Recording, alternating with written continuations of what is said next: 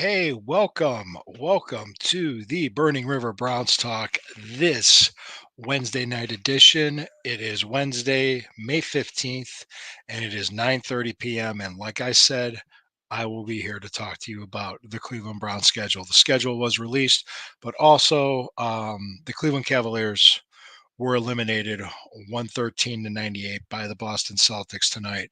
The Cavaliers were without Karis LeVert, without Donovan Mitchell, and without Jared Allen. We were minus three of our top four scorers, and it just wasn't enough to get past the Celtics. So the Boston Celtics advanced to the Eastern Conference Finals. Cavaliers season has ended tonight. So we'll talk about that a little bit more. Get that out of the way because it's just the bad news. The good news is the Brown schedule came out. We can talk about that. I am Lou Marconi at lmarconi251 and on Instagram at lmarconi1973 on X. This is the Burning River Browns Talk on the Fanatical Elves Network, which is a subsidiary of the Fans First Sports Network.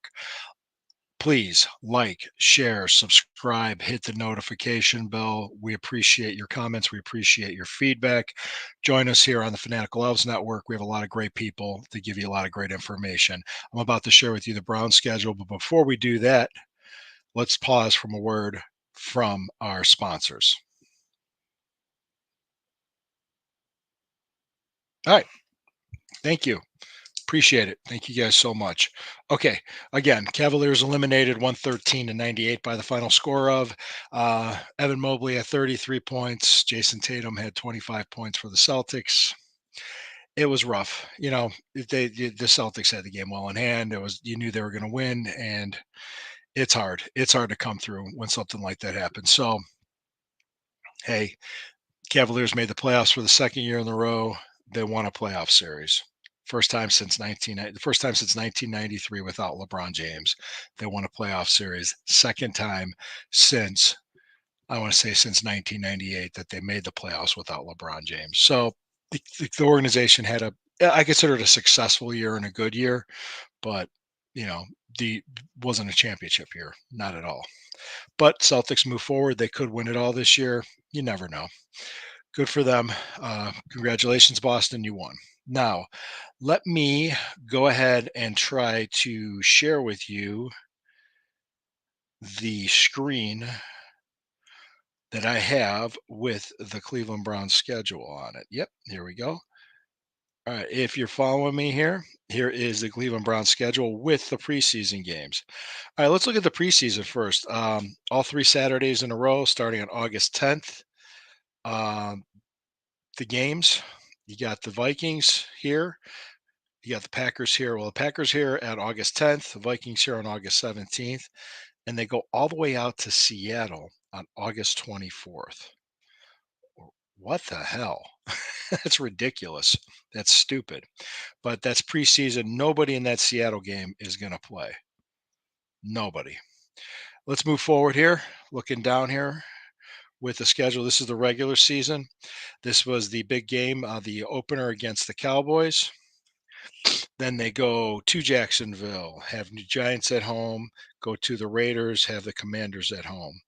So let's look at, and then you have the Eagles here, and then they don't start divisional play until October 20th, which I think is a good thing.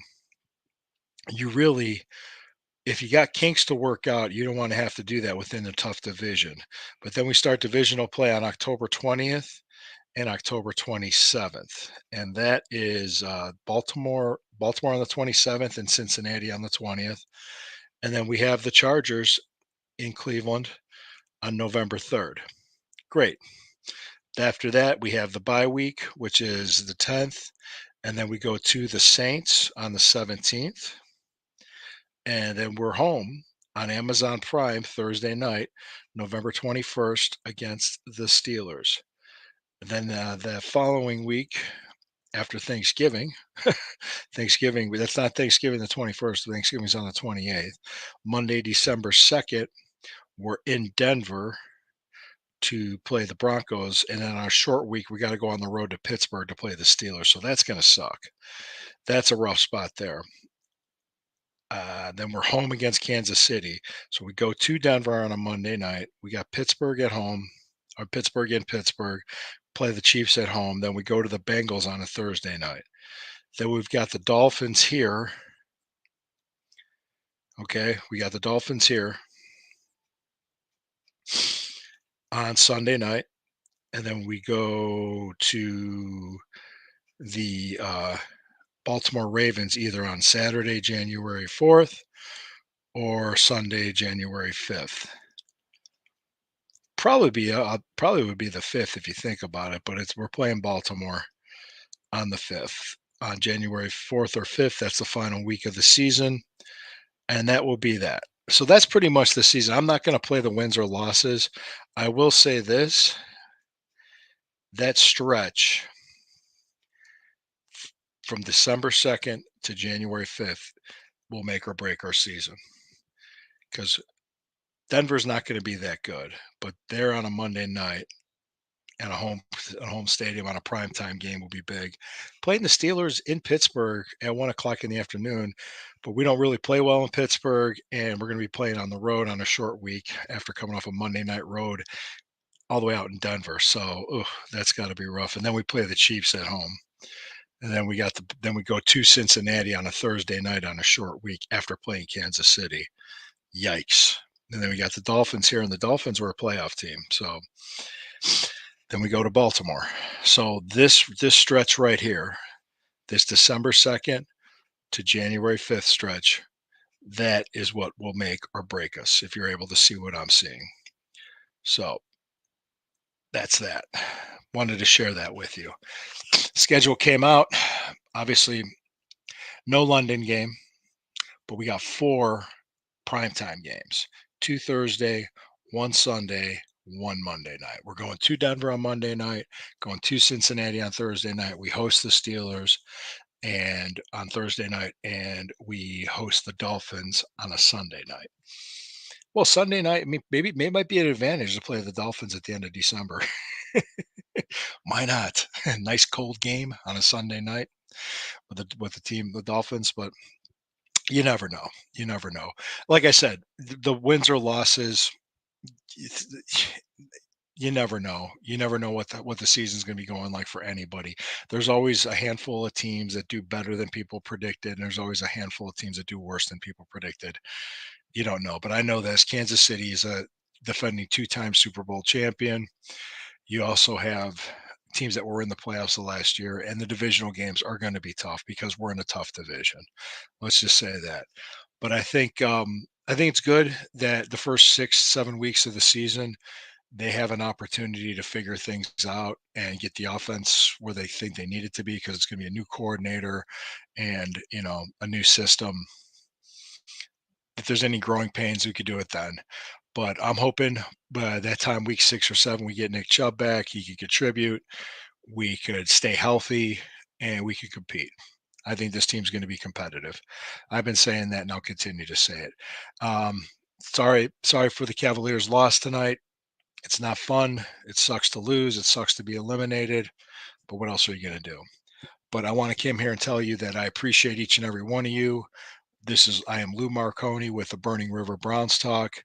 Please feel free to follow me on Instagram at lmarconi251. Follow me on Twitter at lmarconi1973. Fanatical Elves Network. Like, share, follow, subscribe, and hit the notification bell. Subsidiary of the Fans First Sports Network.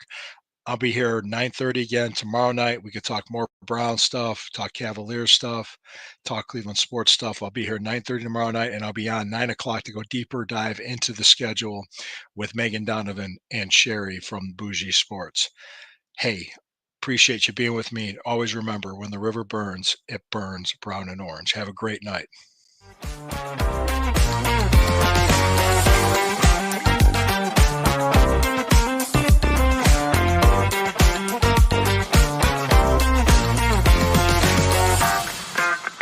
My week at week 10. Good point, Steve. I caught it. I just saw your comment.